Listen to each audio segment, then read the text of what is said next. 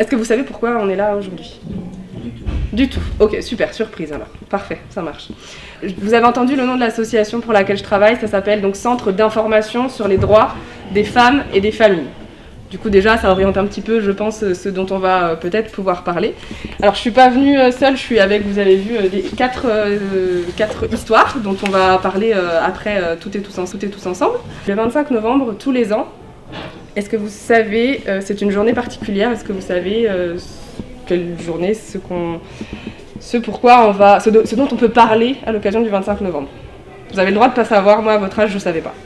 C'est la journée internationale de lutte contre les violences faites aux femmes. Donc c'est international, voilà, parce que chaque année dans le monde, il y a plusieurs millions de femmes qui sont victimes de violences. Alors on va voir de quel type de violence elles peuvent être victimes. En France, chaque année, il y a plus de 200 000 femmes qui sont victimes de violences au sein de leur couple. Il y a plus de 94 000 femmes qui sont victimes de viol ou de tentatives de viol. Il y a des femmes qui sont aussi victimes de discrimination dans leur travail, pour l'emploi, dans plein de domaines en tout cas.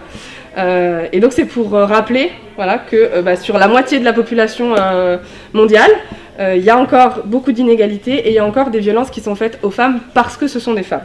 Et donc c'est pour parler de cette cause-là, en arriver à la fin, essayer de faire en sorte que ça s'arrête, qu'on intervient auprès des lycéens comme vous.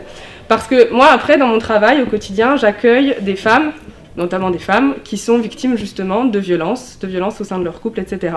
Et il faut savoir que c'est des femmes qui sont souvent dans un état psychologique elles se sentent très très affaiblies, elles n'ont plus confiance en elles se sentent abandonnées, elles se sentent souvent très très seules, elles ne connaissent pas leurs droits, elles ne savent pas ce qu'elles peuvent faire, elles ne savent pas comment s'en sortir, et donc notre travail, c'est de les aider à sortir de tout ça.